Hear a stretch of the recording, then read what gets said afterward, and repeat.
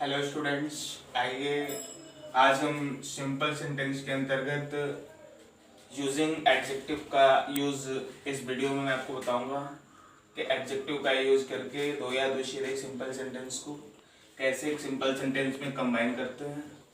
तो आइए आज हम इस वीडियो में यूजिंग एडजेक्टिव के बारे में सीखेंगे कि सिंपल सेंटेंस के अंतर्गत यूजिंग एडजेक्टिव कैसे किया जाता है, इसकी प्रॉपर्टीज़ क्या होते हैं और इसके यूजेस को किस प्रकार हम किसके साथ कंबाइन करके और कैसे एक सेंटेंस में इसको लिख दिया जाता है। तो इस वीडियो में हम सीखते हैं यूजिंग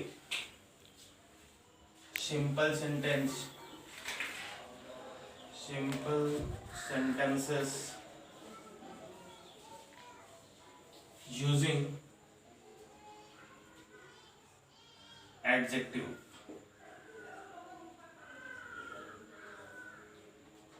सबसे पहले मैं आपको बता दूं कि एडजेक्टिव जो होते हैं वह जो है एडजेक्टिव ऐसा वर्ड होता है जो किसी नाउन की विशेषता को प्रकट करता है, नाउन के पार्टिकुलेशन को प्रकट करता है। पार्टिकुलेशन मतलब विशेषता प्रकट करने वाले शब्द। मतलब अगर वाक्य में किसी नाउन की विशेषता अगर किसी शब्द के द्वारा प्रकट की गई हो तो वही शब्द एक्चुअली एडजेक्टिव कहलाता है। जैसे एक छोटा सा एग्जांपल्स मैं यहाँ दे रहा हूँ। एग्जांपल्स में देखिए, जैसे कह दिया जाए आई सॉ ए मैन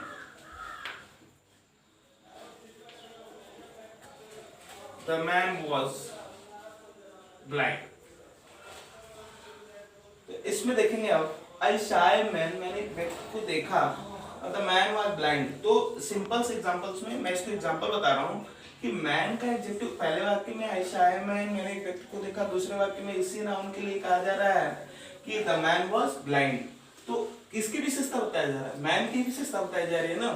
तो ये जो शब्द हुआ ब्लाइंड, ये क्या हुआ? एडजेक्टिव हुआ। क्या हुआ? एडजेक्टिव हुआ।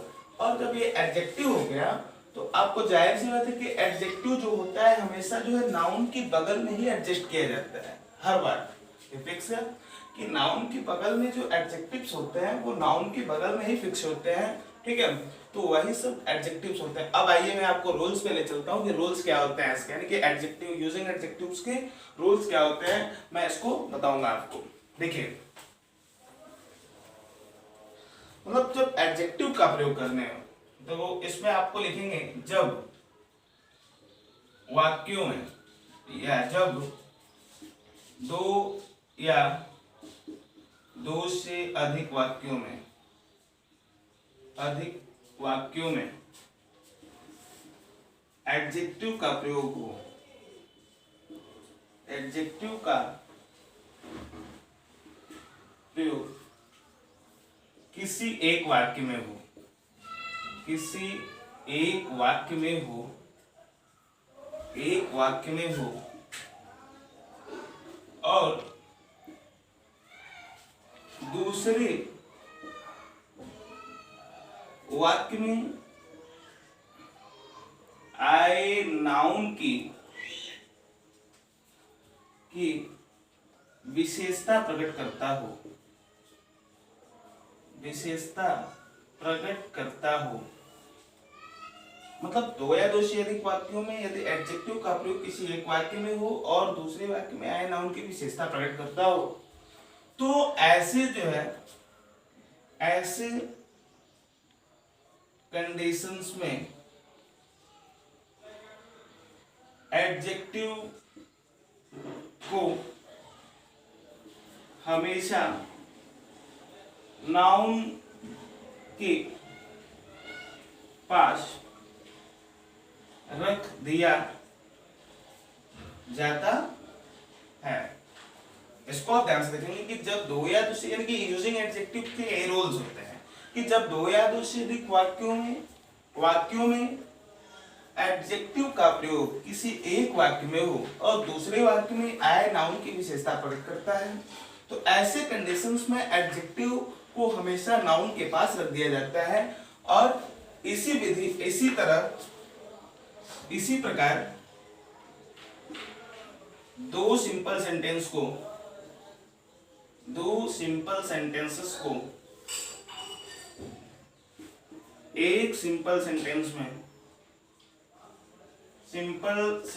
में कंबाइन कर दिया जाता